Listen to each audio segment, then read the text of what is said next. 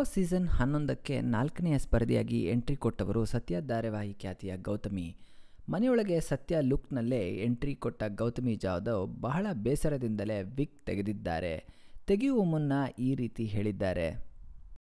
ವಿಗ್ ತೆಗೆಯೋಕೆ ಬಹಳ ಯೋಚನೆ ಮಾಡುತ್ತಿದ್ದೇನೆ. ನಾನು ಅಳುವುದಿಲ್ಲ ಎಂದು ಹೇಳಿ ಬಂದಿದ್ದೆ. ಈ ವೇದಿಕೆಗೂ ಇದೇ ರೂಪದಲ್ಲಿ ಬಂದಿದ್ದೇನೆ ಎಂದರೆ ಅದಕ್ಕೆ ಜನರ ಪ್ರೀತಿಯೇ ಕಾರಣ. ಇನ್ನು ಸ್ವಲ್ಪ ಹೊತ್ತಿನ ನಂತರ ನಿಮಗೆ ಕಾಣುವಂಥ ಹುಡುಗಿಯೇ ನಿಜವಾದ ಗೌತಮಿ. ಮೊದಲ ಬಾರಿಗೆ ಬಹಳ ಯೋಚನೆ ಮಾಡಿ ತೆಗೆಯುತ್ತಿದ್ದೇನೆ ಎಂದು ಅಳುತ್ತಲೇ ಗೌತಮಿ ವಿಗ್ ತೆಗೆದಿದ್ದಾರೆ. ಗೌತಮಿ ವಿಗ್ ತೆಗೆಯುತ್ತಿದ್ದಂತೆ ಸಹಸ್ಪರ್ಧಿಗಳು ಆಕೆಯ ಉದ್ದ ಕೂದಲು ನೋಡಿ ಚಪ್ಪಾಳೆ ತಟ್ಟುತ್ತಾರೆ.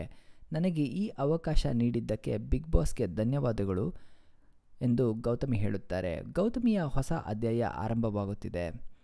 ಈ ವಿಗ್ ಮೇಲಿನ ಗೌರವ ಪ್ರೀತಿ ನಾನು ಸಾಯುವವರೆಗೂ ಇರುತ್ತದೆ ಎಂದು ಹೇಳಿಕೊಂಡು ಗೌತಮಿ ಭಾವುಕರಾಗುತ್ತಾರೆ. ನಿಮ್ಮ ಅನಿಸಿಕೆ ಹಾಗೂ ಅಭಿಪ್ರಾಯವನ್ನು ಕೆಳಗಿರುವ ಕಮೆಂಟ್ ಸೆಕ್ಷನ್ನಲ್ಲಿ ನಮಗೆ ಕಮೆಂಟ್ ಮಾಡಿ ತಿಳಿಸಿ.